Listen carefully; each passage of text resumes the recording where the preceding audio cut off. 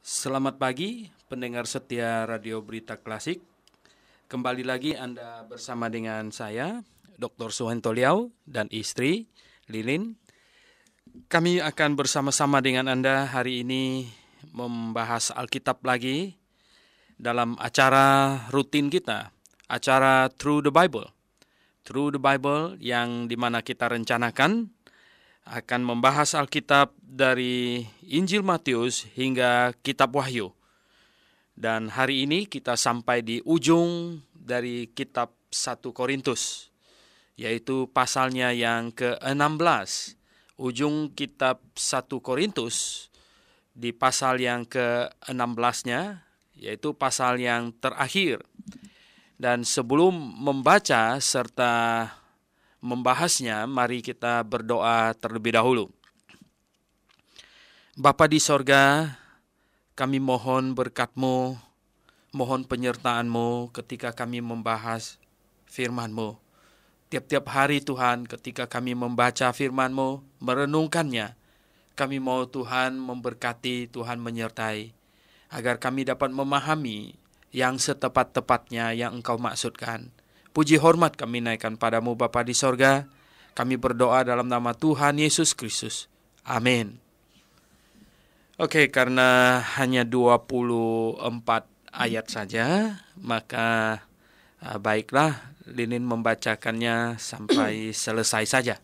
Ya, silakan. Demikian firman Tuhan tentang pengumpulan uang bagi orang-orang kudus. Hendaklah kamu berbuat sesuai dengan petunjuk-petunjuk yang kuberikan kepada jemaat-jemaat di Galatia. Pada hari pertama dari tiap-tiap minggu, hendaklah kamu masing-masing sesuai dengan apa yang kamu peroleh, menyisihkan sesuatu dan menyimpannya di rumah, supaya jangan pengumpulan itu baru diadakan kalau aku datang. Sesudah aku tiba, aku akan mengutus orang-orang yang kamu anggap layak dengan surat ke Yerusalem untuk menyampaikan pemberianmu. Kalau pernyataan penting bahwa aku juga pergi, maka mereka akan pergi bersama-sama dengan aku. Aku akan datang kepadamu sesudah aku melintasi Makedonia, sebab aku akan melintasi Makedonia. Dan di Korintus mungkin aku akan tinggal beberapa lamanya dengan kamu, atau mungkin aku akan tinggal selama musim dingin, sehingga kamu dapat menolong aku untuk melanjutkan perjalananku. Sebab sekarang aku tidak mau melihat kamu hanya selintas lalu saja. Aku harap dapat tinggal agak lama dengan kamu, jika diperkenankan Tuhan. Tetapi aku akan tinggal di Efesus sampai hari raya Pentakosta.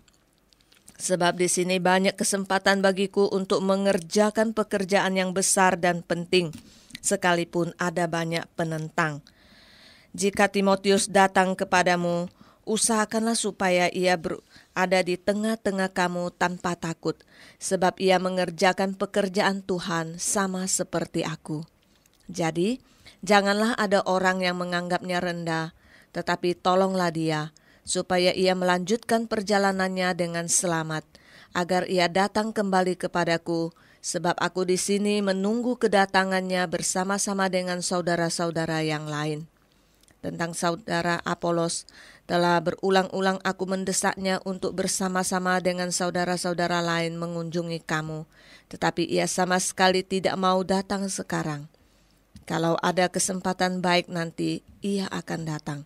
Berjaga-jagalah, berdirilah dengan teguh dalam iman, bersikaplah sebagai laki-laki dan tetap kuat. Lakukanlah segala pekerjaanmu dalam kasih. Ada suatu permintaan lagi kepadamu, saudara-saudara. Kamu tahu bahwa Stefanus dan keluarganya adalah orang-orang yang pertama-tama bertobat di Akaya, dan bahwa mereka telah mengabdikan diri kepada pelayanan orang-orang kudus. Karena itu taatilah orang-orang yang demikian dan setiap orang yang turut bekerja dan berjerih payah. Aku bergembira atas kedatangan Stefanus, Fortunatus, dan Akaikus, karena mereka melengkapi apa yang masih kurang padamu. Karena mereka menyegarkan rohku dan roh kamu. Hargailah orang-orang yang demikian. Salam kepadamu dari jemaat-jemaat di Asia Kecil, Aquila, Priscilla, dan jemaat di rumah mereka sampaikan berlimpah-limpah salam kepadamu. Salam kepadamu dari saudara-saudara semuanya. Sampaikanlah salam seorang kepada yang lain dengan cium kudus. Dengan tanganku sendiri aku menulis ini. Salam dari Paulus. Siapa yang tidak mengasihi Tuhan, terkutuklah ia. Maranatha. Karena karunia Tuhan Yesus menyertai kamu. Kasih-Ku menyertai kamu sekalian dalam Kristus Yesus. Oke, pendengar yang saya kasih dalam Yesus Kristus, sebuah akhir dari surat yang sangat panjang yang ditulis oleh Rasul Paulus dan dengan perasaan yang sangat sentimental. Pendengar yang saya kasih dalam Tuhan, di pasal 15 Rasul Paulus sudah habis-habisan berjuang untuk menjelaskan tentang kebangkitan.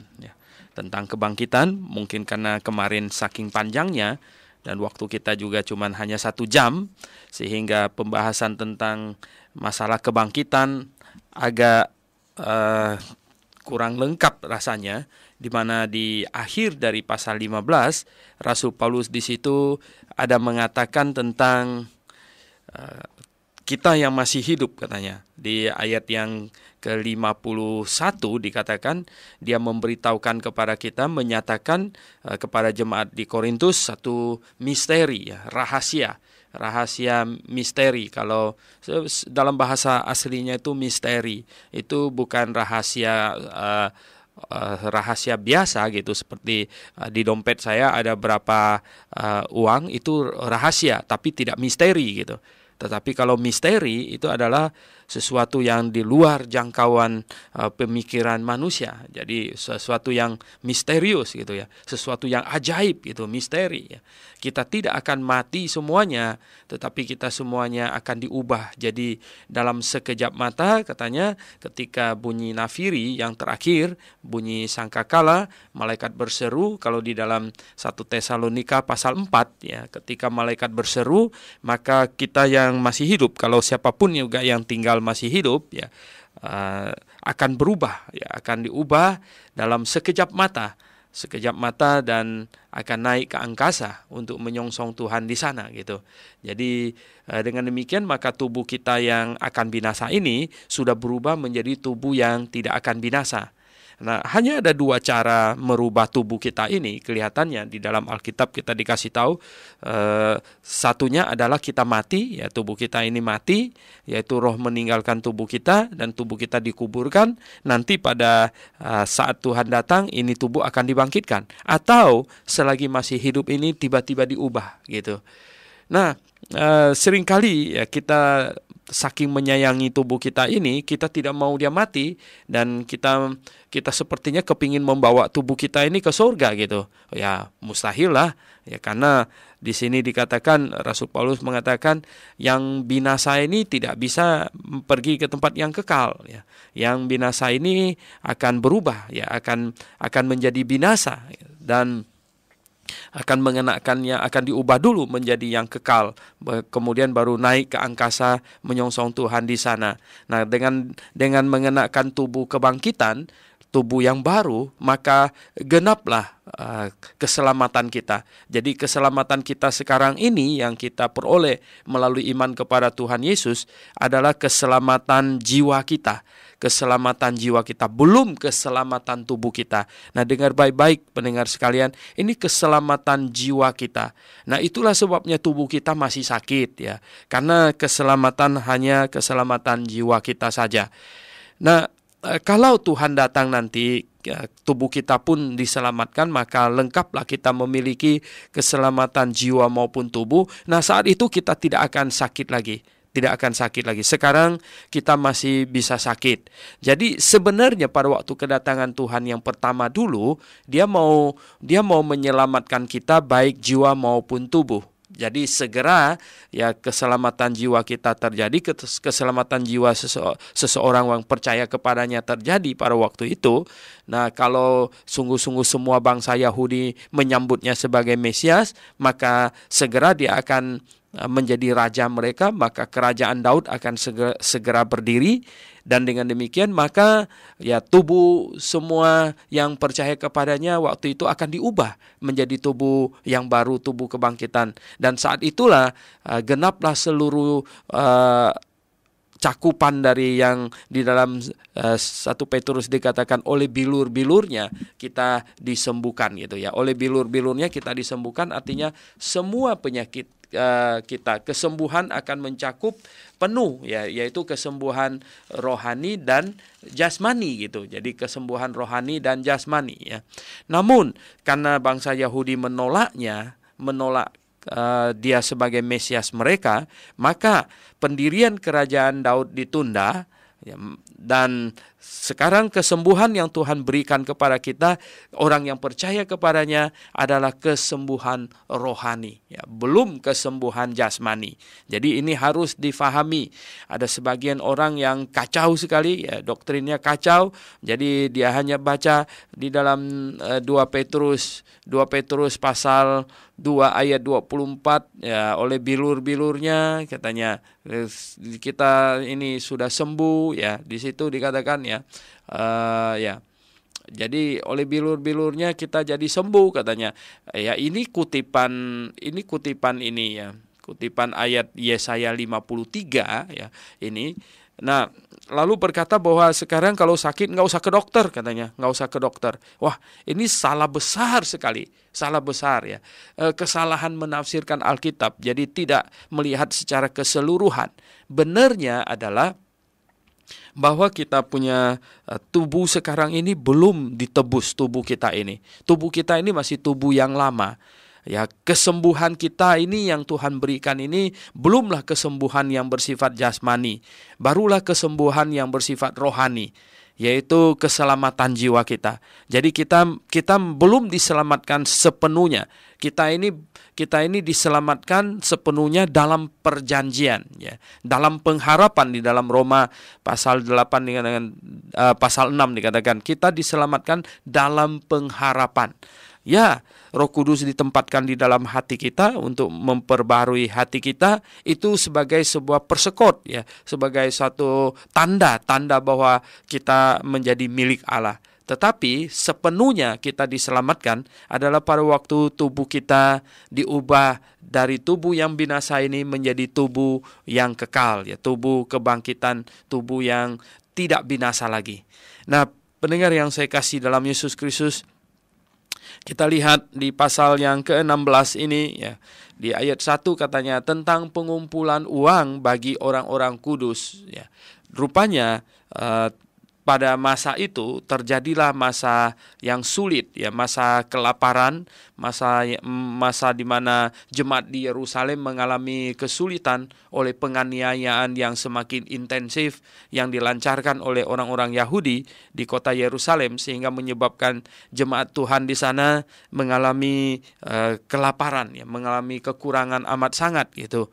Rasul Paulus sebagai seorang Yahudi terbeban untuk mengumpulkan dana untuk membantu mereka yang di Yerusalem di sana.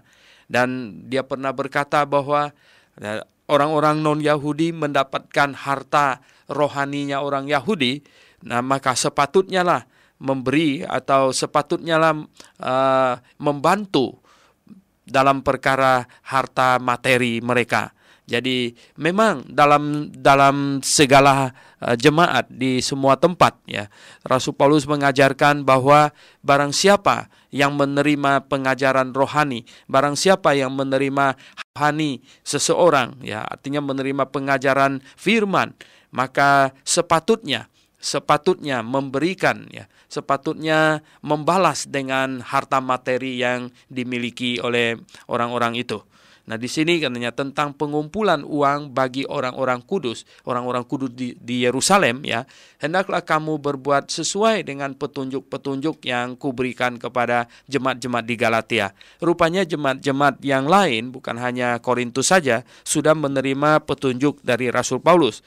Petunjuknya itu apa? Yaitu petunjuknya di ayat yang kedua ini, yaitu pada hari pertama dari tiap-tiap minggu. Nah, hari pertama dari tiap-tiap minggu itu apa? Hari apa? Hari Minggu ya. Karena hari terakhir itu hari Sabtu. Jadi hari pertama itu adalah hari Minggu. Nah, pada hari pertama dari tiap-tiap minggu, hendaklah kamu masing-masing, katanya, sesuai dengan apa yang kamu peroleh, menyisihkan sesuatu dan menyimpannya di rumah, ya, supaya jangan pengumpulan itu baru diadakan kalau aku datang. Pendengar yang saya kasih dalam Yesus Kristus, maunya Rasul Paulus supaya pada tiap-tiap minggu, yaitu ketika dilaksanakan kebaktian, ya, acara berjemaat. Nah, pendengar yang saya kasih dalam Yesus Kristus, di sini kita dapatkan petunjuk bahwa mulai kebaktian hari Minggu itu bukanlah ya pada abad yang keempat sebagaimana dituduhkan oleh kelompok Advent, ya, dan ada sejumlah lagi yang Yesus sejati segala macam yang ngotot mesti kebaktiannya pada hari Sabat. Nah, kalau kita lihat di sini, ini ada petunjuk bahwa kebaktian rupanya di zaman Rasul itu sudah dirintis kebaktian diadakan pada hari Minggu, yaitu pada hari pertama dari tiap-tiap minggu.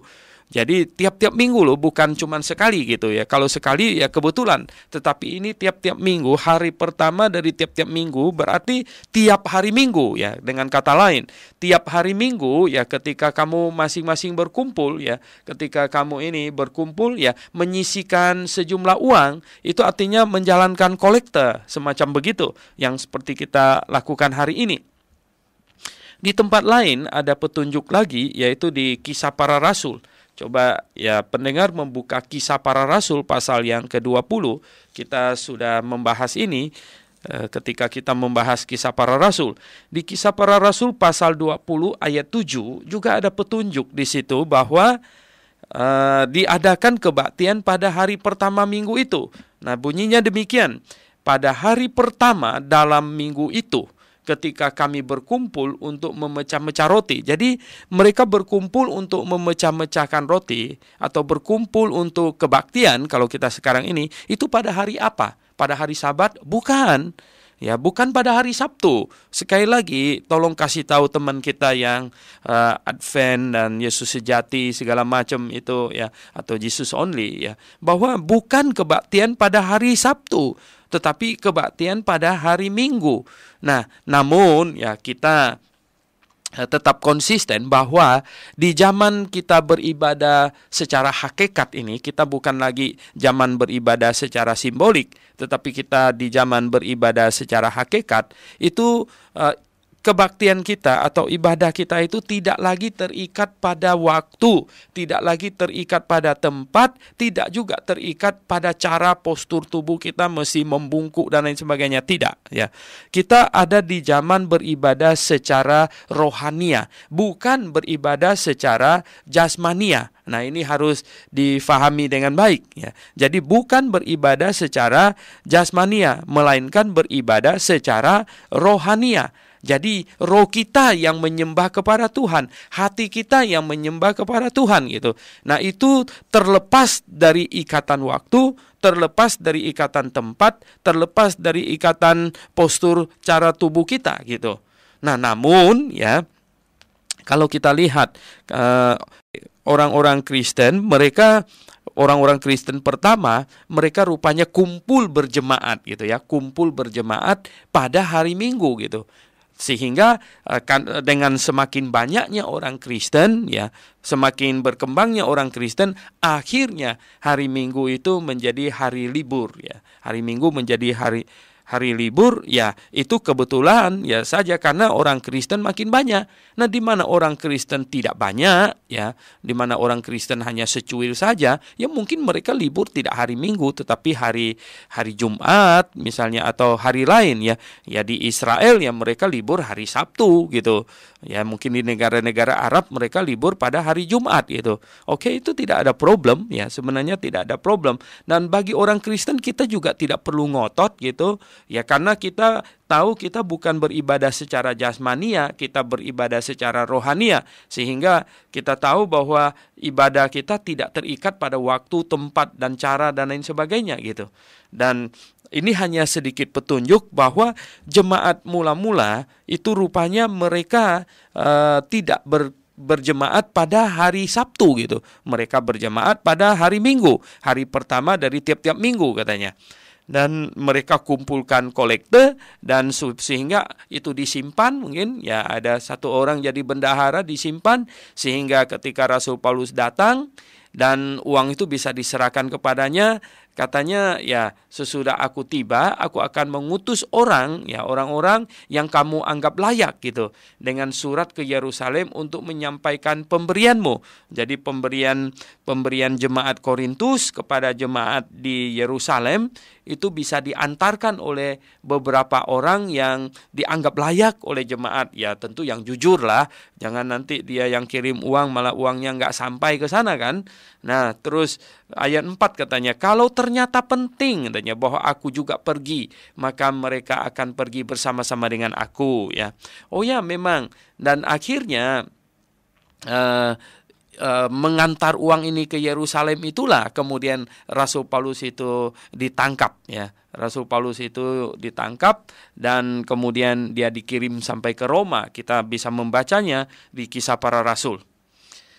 Nah, pendengar yang saya kasih dalam Yesus Kristus, kita lihat lagi sekarang ini ya. Dan katanya nih ayat 5 sampai dengan ayat 9 memberitahukan kepada kita tentang rencana Rasul Paulus katanya. Aku akan datang kepadamu ya, sesudah aku melintasi Makedonia ya. Dia akan jalan lagi ke provinsi Makedonia sebab aku akan melintasi Makedonia ya. Makedonia kita ingat dulu di mana Rasul Paulus melihat penglihatan ada orang yang memanggil-manggil dari Makedonia. Nah, itulah wilayahnya. Jadi Rasul Paulus akan melintasi daerah itu lagi dan akan mampir di Korintus katanya. Dan di Korintus mungkin aku akan tinggal beberapa lamanya dengan kamu, atau mungkin aku akan tinggal selama musim dingin ya. Karena ada banyak masalah di jemaat Korintus, maka Rasul Paulus ya ingin tinggal lebih lama di situ untuk mengajar kepada mereka supaya mereka betul-betul menjadi jemaat yang dewasa, supaya mereka memiliki petunjuk-petunjuk yang benar, yang baik, bagaimana sebuah jemaat itu harus berjalan, harus melaksanakan segala sesuatu tepat ya. Jangan sampai menjadi ini kesaksian buruk ya. Jangan sampai ini nama kekristenan jadi jelek gitu. Jadi tentu Rasul Paulus ingin mengatur semuanya. Nah, pendengar yang saya kasih dalam Yesus Kristus, saya pikir orang-orang atau bahkan teolog yang hari ini ya tidak melihat ada pengaturan jemaat ya, sehingga jemaat sekarang ini ya, orang gereja-gereja masa sekarang ini ada banyak yang kacau gitu ya. Yang kalau di dalamnya itu banyak pedagang, maka gereja itu ya mirip-mirip dengan PT gitu ya. Itu bukan gereja, PT gitu ya, perusahaan gitu ya. Nah, kalau yang anggota jemaat di dalam gereja itu banyak orang pemerintahan, itu sehingga pengurusannya seperti urus negara gitu ya, urus negara. Nah, dengan istilah majelis segala macam itu sebenarnya tidak ada di dalam Alkitab. Itu namanya majelis, itu tidak ada ya. Mereka ada menempatkan sepertinya majelis itu kayak MPR gitu ya, gembala itu kayak presiden gitu ya. Jadi MPR-nya itu rapat itu menggariskan ini haluan negara gitu ya, menggariskan apa yang mesti dikerjakan oleh gereja. Nah, kemudian habis rapat majelisnya udah tiong-tiong saja ya, majelisnya selesai, lalu gembalanya tukang laksanakan semuanya. Itu enggak benar demikian ya. Pengaturan gereja yang benar ya, itu gereja digembalakan oleh seorang gembala jemaat ya, oleh seorang gembala. Semua yang di dalamnya itu adalah jemaat, nggak ada yang majelis gitu, nggak ada orang yang majelis di dalamnya itu ya. Dan ada diangkat ya penginjil juga untuk menginjil keluar, diangkat guru untuk mengajar ke dalam, dan juga ada diaken ya. Diaken itu adalah diakonos itu adalah pelayan ya, bukan orang yang mengambil keputusan, tetapi orang yang membantu gembala melayani ya. Jadi perlu difahami dengan amat sangat. Nah, tidak dipakainya istilah diaken atau pelayan ya. Mungkin diaken itu pun namanya kelewat keren karena banyak yang nggak mengerti arti kata diaken gitu, sehingga kadang-kadang ya bertindak sepertinya juga mirip-mirip kayak majelis gitu. Tetapi kalau diterjemahkan katanya dengan pelayan, itu mungkin lebih meresap gitu ya. Nah, pelayan, jadi melayani, membantu gembala melayani. Nah, Rasul Paulus mau tinggal di kota Korintus cukup lama ya, cukup lama untuk membenarkan mereka. Nah, di sini kita lihat bahwa doktrin gereja yang benar itu akan menjaga gereja itu sehingga tetap cemerlang, bercahaya, memberikan kesaksian yang secemerlang mungkin gitu. Jadi itu datangnya dari doktrin gereja yang benar. Oke, pendengar yang kami kasih di dalam Yesus Kristus, kita kembali lagi ke dalam pembahasan kita di 1 Korintus pasal yang ke-16 ya. Sekarang dikatakan di dalam ayat yang ke-6, Rasul Paulus ingin tinggal lebih lama di 1 Korintus, di jemaat Korintus di sana ya, sehingga katanya mereka jemaat Korintus bisa menolongnya untuk melanjutkan perjalanannya. Nah, sebab katanya sekarang aku tidak mau melihat kamu hanya sepintas lalu saja. Jadi bukan mampir-mampir saja gitu. Rasul Paulus bilang dia mau tinggal lebih lama lagi di situ, tinggal agak lama dengan kamu jika diperkenankan Tuhan ya. Rasul Paulus ingin tinggal lebih lama di Korintus karena ingin melengkapi mereka, ingin mengatur jemaat di sana supaya jangan jadi jemaat yang kacau, supaya tidak ada perpecahan, supaya apapun yang mereka mau tanya, ini harus gimana, itu harus bagaimana, nah dapat diberitahukan dengan sejelas-jelasnya. Sehingga jemaat itu akan berjalan dengan baik dan dengan demikian akan memberikan kesaksian yang cemerlang ya, kepada dunia maupun kepada jemaat-jemaat yang lain juga. Karena satu jemaat dengan jemaat yang lain itu harus saling bersaksi, saling memancarkan sinar begitu ya. Jadi sampai hari ini sesungguhnya satu gereja dengan gereja yang lain harus saling bersaksi, saling memancarkan sinar ya. Nah, sehingga ya, dengan demikian maka kita akan semakin benar di hadapan Tuhan, bukan semakin kacau gitu. Nah, semakin kacaunya gereja semakin hari adalah karena ada ada kekacauan, ada sesuatu yang tidak lumrah terjadi di mana ada gereja yang dinyatakan salahnya itu marah gitu ya, marah. Nah, ini marah ini yang nggak beres gitu ya. Padahal kalau setiap gereja kalau dinyatakan salah oleh gereja yang lain, itu gereja itu harus ya senyum dan berterima kasih dan oke, coba kami periksa apakah kami salah ya toh dalam hal ini, maka ya kalau memang salah ya perbaiki, kalau sudah diperiksa ternyata yakin tidak salah, oke, mari kita berargumentasi gitu ya. Kami merasa tidak salah dalam hal ini, ya mungkin kamu yang salah sebaliknya gitu. Mari kita berargumentasi sehingga kita mendapatkan yang paling benar gitu, yang paling sesuai dengan Alkitab. Nah, seharusnya bersikap demikian ya. Tetapi kalau gereja dinyatakan salah lalu marah gitu ya, malah ngamuk gitu begitu. Nah, akhirnya makin hari suasana untuk saling membenarkan itu semakin punah gitu ya, semakin tidak ada. Nah, akibatnya apa? Akibatnya ya gereja menyimpang sampai jauh, sampai sudah bukan gereja lagi, sudah PT gitu ya toh. Nah, begitulah. Jadi pendengar yang saya kasih dalam Yesus Kristus, iblis sangat berkepentingan untuk menghasut gereja supaya dengan istilah atau dengan konsep katanya ini jangan berkata orang lain salah. Ya, iblis sangat ingin ini memasukkan konsep ini ke dalam pemimpin-pemimpin gereja yang salah tapi tidak mau perbaiki diri, sehingga dengan menangkis dengan begitulah, jangan katakan orang lain salah katanya. Oh iya, kalau tidak ada orang lain yang mengatakan orang lain salah lagi, ya semuanya akan salah semuanya. Salah kabeh katanya. Itu begitulah ya. Ini yang diinginkan oleh iblis gitu.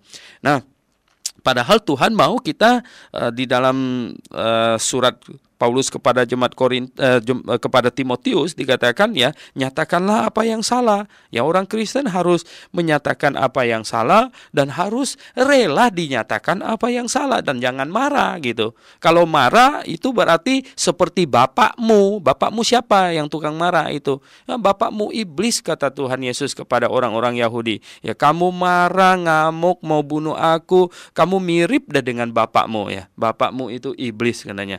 Nah, pendengar yang saya kasih dalam Yesus Kristus. Oleh sebab itu saya heran kalau ada orang Kristen dikasih tahu salah malah dia marah gitu ya. Marah itu kan enggak bagus gitu loh. Nah, padahal kalau ada orang kasih tahu kita salah ya kita terima saja, kita periksa ya toh, betul nggak salah. Kalau tidak salah kita bilang enggak, saya tidak salah, ya berargumentasi saja gitu. Ya itu tuh nggak usah marah gitu, berargumentasi gitu ya toh.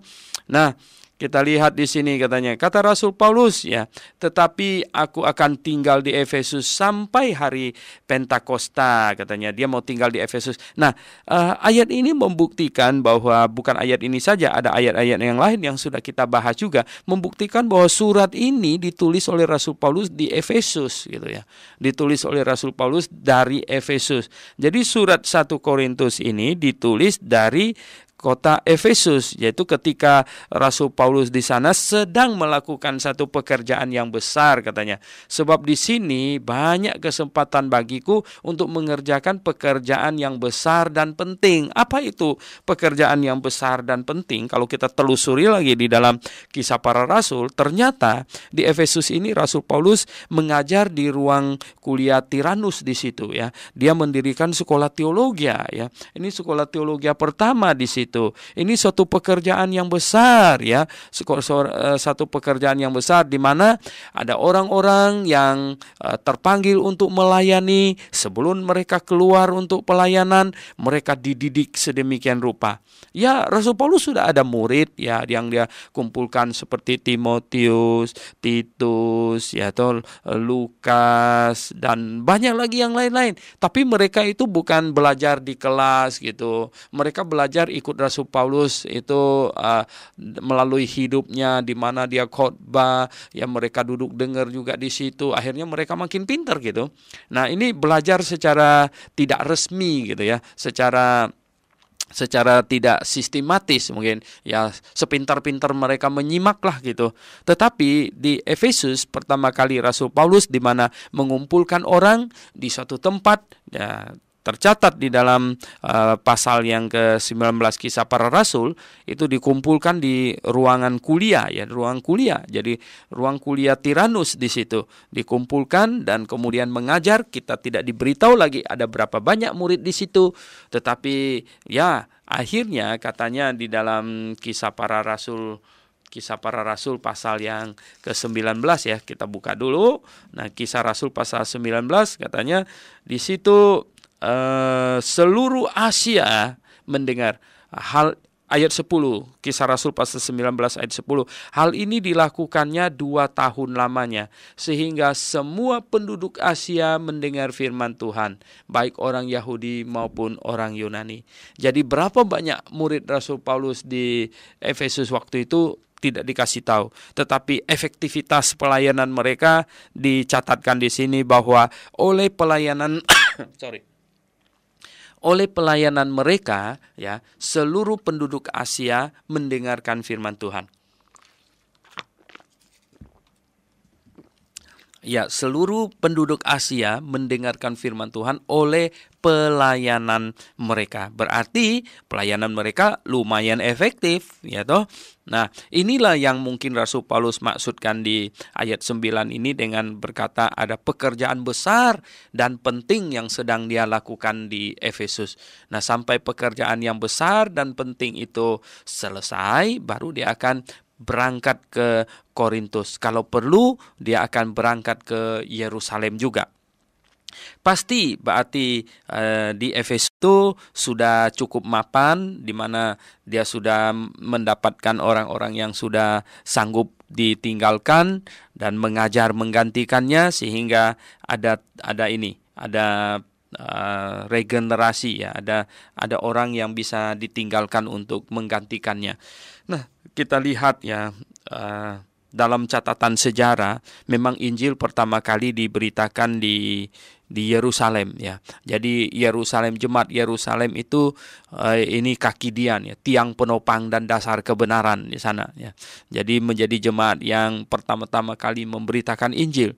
Tetapi kemudian Tuhan geser ya, ini pusat pemberitaan Injil Tuhan geser bukan dari Yerusalem lagi, tapi di Antioquia ya, di Antioquia yang di Palestina itu ya, di Syria itu ya, itu yang menjadi pusat pemberitaan Injil.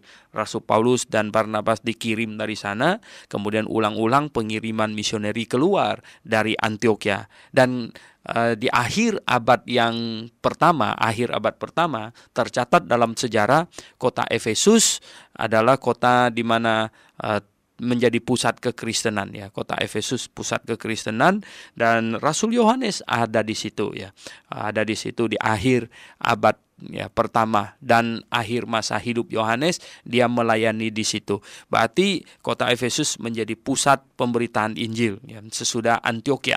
Nah, kita lihat Rasul Paulus adalah peletak ya fondasi di situ di kota Efesus, dan surat 1 Korintus ini ditulis di situ. Ditulis di Efesus, dan dikatakan Rasul Paulus akan pergi ke Korintus kalau pekerjaan besarnya selesai, yaitu mendirikan sekolah teologi di situ. Di situ menjadi pusat pemberitaan Injil kemana-mana. Nah, pendengar yang saya kasih dalam Yesus, kemudian di ayat 10 ini mengenai berbagai hal ya, jika Timotius datang kepadamu katanya. Nah, sangat mungkin surat 1 Korintus ini dibawa oleh Timotius ya. Jikalau Timotius datang kepadamu, usahakanlah supaya ia berada di tengah-tengah kamu tanpa takut ya. Jadi betul-betul kalian itu menyambutnya dengan hati gitu ya, dengan serius, dengan sungguh-sungguh. Tunjukkanlah bahwa kalian itu mengasihinya. Jadi dia tidak perlu rasa takut, rasa was-was di tengah-tengah kamu gitu. Sebab ia mengerjakan pekerjaan Tuhan sama seperti aku. Jadi Paulus mau jemaat Korintus memperlakukan Timotius dengan benar, dengan baik ya. Demikianlah seharusnya ya orang Kristen memperlakukan orang-orang yang melayani Tuhan ya. Orang-orang yang telah mempersembahkan hidupnya untuk melayani Tuhan harus disambut, harus diperlakukan sedemikian rupa, sedemikian baik ya. Nah, saya melihat di Indonesia ini ya, di timur ini ya, hamba-hamba Tuhan ya sepertinya kurang dihormati, kurang dihargai ya oleh orang-orang Kristen. Mengapa? Ya sangat mungkin orang Kristen yang demikian adalah orang Kristen yang tidak dilahirkan kembali. Kalau dia tidak merasa diselamatkan, dia tidak merasa ditolong, dia tidak merasa bahwa dia tadinya menuju ke neraka dan kini dia sudah dilepaskan dan sedang menuju ke surga, ya dia tidak akan menghargai orang yang membawa Injil itu ya.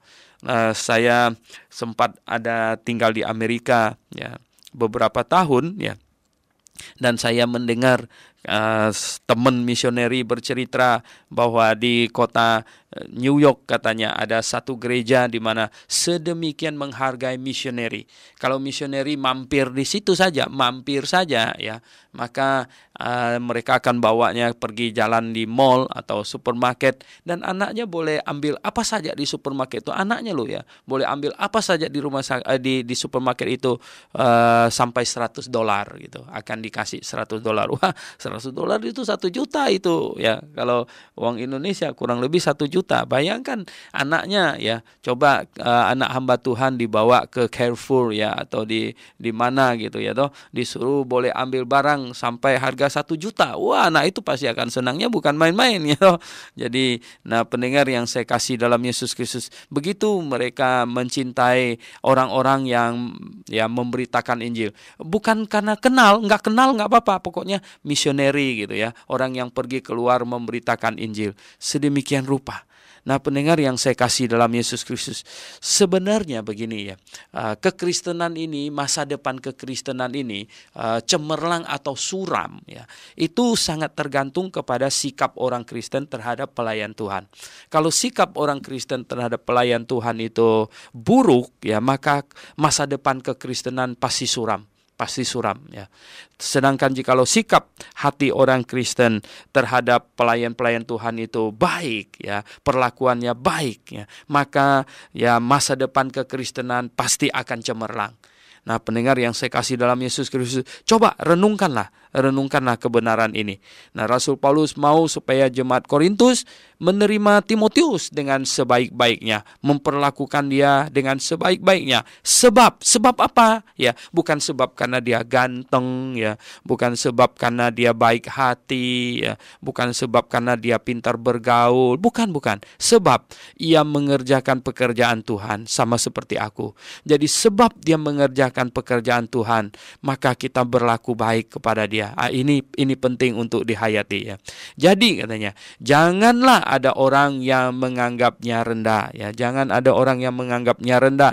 Jangan ada orang yang memperlakukannya tidak baik, seolah-olah begini, dia tidak layak diservis begitu ya. Ini mah hamba Tuhan kecil, nggak layak diservis ya toh. Lihat ya, aduh bajunya aja udah mau luntur gitu ya. Seringkali ya, ini orang Kristen yang kaya-kaya, pengusaha segala macam, itu memandang hamba Tuhan kecil itu hanya dengan sebelah mata, sebelahnya itu ditutup gitu ya. Memandang dengan sebelah mata gitu. Ya, sepertinya lihat, waduh sepatunya dia punya itu hak sepatunya sudah miring gitu ya toh. Jadi karena apa? Bergesekan dengan aspal, jalan kaki melulu, bagaimana enggak itu sepatunya enggak miring ya toh. Jadi aduh ya, bajunya agak luntur gitu ya toh. Jadi ikat pinggangnya, kita lihat ikat pinggangnya sudah agak ini kulitnya kelupas begitu. Jadi memandang hamba Tuhan dengan rendah gitu ya. Memandangnya, jangan sebenarnya ya. Kata Rasul Paulus, janganlah ada orang yang menganggapnya rendah ya. Tetapi tolonglah dia ya, justru tolonglah dia supaya ia melanjutkan perjalanannya dengan selamat ya. Tolonglah dia ya. Bantu dia ya, cukupi keperluannya gitu. Agar ia datang kembali kepadaku ya, supaya dia bisa balik lagi ke sini. Ya mungkin Paulus maksudnya itu ongkosnya yang saya kasih itu cuman ongkos dari sini pergi ke sana, sedangkan ongkosnya balik dari sana ke sini itu dari kalian gitu ya, kepada jemaat Korintus begitu ya. Agar ia datang kembali kepadaku, sebab aku di sini ya menunggu kedatangannya bersama-sama dengan saudara-saudara yang lain. Jadi Rasul Paulus lagi menunggu ini kedatangan ya Timotius kembali lagi bawa kabar apa ini kira-kira. Apakah jemaat di Korintus di sana menerima suratnya dengan baik dan dibaca, apakah mereka taat akan apa yang dituliskan semuanya? Nah, Paulus ingin dengar ya apa yang terjadi di sana. Nah, ini mulai dari ayat 13 ya. Di ayat ini ya, ayat 12 tentang saudara Apolos, katanya Apolos. Rasul Paulus sama sekali tidak ada masalah dengan Apolos, sekalipun di dalam 1 Korintus pasal 1 itu kita ada baca katanya ada blok-blokan di Korintus.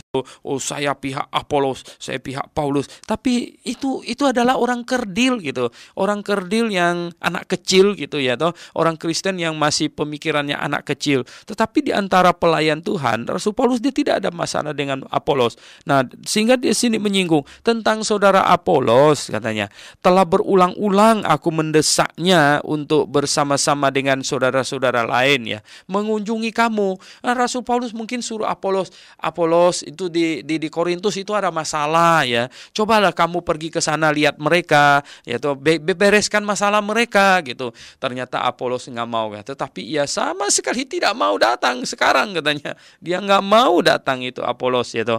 Kalau ada kesempatan baik nanti ia akan datang. Mungkin Apolos jawab, enggak sekarang lah. Nanti kalau ada kesempatan saya datang aja ke sana katanya.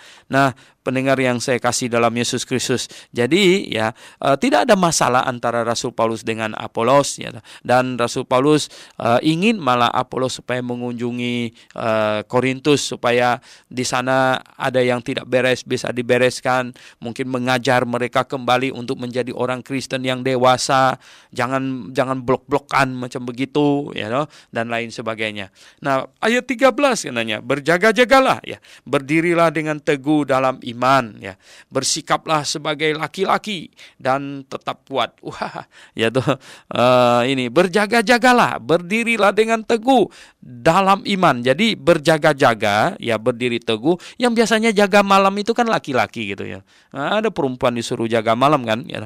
Berjaga-jaga waspada dalam iman ya, berdiri teguh dalam iman ya. Jadi pendirian teguh ya, bersikaplah sebagai laki-laki dan tetap kuat ya. Laki-laki itu harus berpendirian teguh. Laki-laki memang lebih teguh, lebih keras gitu ya. Nah, perempuan diciptakan untuk lembut gitu ya. Maka itu di sini katanya bersikaplah sebagai laki-laki. Oh, ini nature ya. Laki-laki diciptakan berpendirian teguh dan kuat gitu. Ototnya kuat dan kepalanya keras kepala jadinya. Keras kepala ya. Dan perempuan diciptakan lembut gitu, diciptakan lembut ya. Kalau perempuan juga jadi keras, wah ini repot gitu ya. Jadi perempuan diciptakan lembut ya, karena diciptakan sebagai penolong, jadi yang lembut begitu, bagian lembut. Dan efek samping dari lembut itu ya, jadi gampang dibelokkan ya, gampang disesatkan gitu ya, seperti Hawa gitu ya. Iblis tidak datang kepada Adam. Kalau dia datang kepada Adam, dia bisa dihantam sama Adam gitu. Itu tidak bisa ya. Dia datang kepada Hawa, dia tahu Hawa lebih gampang dibelokkan gitu. Nah, efek samping dari lembut itu adalah gampang dilipat gitu, gampang dibelokkan gitu. Nah, efek samping dari ini teguh ya, kuat, itu bisa jadi keras kepala gitu. Itu ya, ada efek sampingnya gitu ya. Nah, pendengar yang saya kasih dalam Yesus Kristus, lakukanlah segala pekerjaanmu dalam kasih ya. Oke, nah yang paling penting di dalam kekristenan itu sebenarnya adalah masalah hati kita ya, masalah hati kita. Kalau hati nurani kita, misalnya sekarang kita mau menolong orang itu ya, ternyata tujuan kita mau nolongnya, ternyata malah dia jatuh gitu. Wala kok maksud hati mau tolong dia, malah mendatangkan hal yang tidak baik baginya. Dan sebenarnya yang bersangkutan perlu marah nggak? Enggak. Mengapa? Karena maksudnya mau menolong gitu. Nah, yang paling penting itu adalah motivasi hati orang itu. Walaupun ya, kalau maksudnya itu mau menjebak, mau menipu, datang dengan manis-manis, tapi maksud hatinya mau menipu, karena justru itu yang tidak beres gitu. Yang begitu yang nggak bagus. Jadi kekristenan itu sebenarnya menekankan apa yang ada di dalam hatimu. Kalau ada dalam hatimu kasih, engkau melakukannya dengan kasih. Nah, ini penting sekali ya. Ini yang kita nilai, ini yang penting gitu. Orang kalau maksud hatinya mau lakukan sesuatu yang baik pada saya ya, misalnya gitu ya, tetapi akhirnya ternyata ujungnya menghasilkan sesuatu yang menyakitkan saya tidak boleh marah, saya tidak perlu marah. Karena saya tahu tadinya tuh dia mau tolong saya punya. Tapi mungkin ada terjadi kesalahan apa sehingga malah hal buruk yang menimpa saya. Masakan saya mau marah? Kalau saya marah, saya mengecewakan dia amat sangat. Ya. Ada suatu permintaan lagi kepadamu, saudara-saudara. Karena kamu tahu bahwa Stefanus dan keluarganya adalah orang-orang yang pertama-tama bertobat di Akaya. Ya Stefanus katanya orangnya itu di Korintus di sana ya, di Akaya, dan bahwa mereka telah mengabdikan diri kepada pelayanan orang-orang kudus ya. Jadi mereka ini, karena itu taatilah orang-orang demikian dan setiap orang yang turut bekerja dan berjeripaya. Sangat mungkin Stefanus ini yang kalau kita baca di dalam yang ini ya, di pasal 1 ya, di pasal 1 ayat 15 ya, sehingga tidak ada orang yang dapat mengatakan bahwa kamu dibaptis dalam namaku ya. Keluarga Stefanus aku yang membaptisnya. Jadi Rasul Paulus membaptis Stefanus, dan selanjutnya Paulus menyerahkan penggembalaan ini kepada Stefanus, dan Stefanus yang membaptis yang lain. Sangat mungkin ini ya. Dan katanya di sini, mengapa Rasul Paulus menyuruh supaya semua orang di Korintus, aku minta kepadamu, katanya, taatilah Stefanus itu ya. Karena dia orang yang pertama kali percaya di sana, dan dia telah melayani Tuhan sedemikian rupa, dan dia telah bekerja dengan penuh dengan jerih lelah di sana. Nah, orang yang demikian kalau tidak ditaati, maka ya pasti akan sangat sangat membuat hatinya kecewa gitu, sangat membuat hati. Aku bergembira atas kedatangan Stefanus, ya, Fortunatus dan Achaicus, ya, karena mereka melengkapi apa yang masih kurang padamu, katanya. Karena mereka menyegarkan rohku dan roh kamu.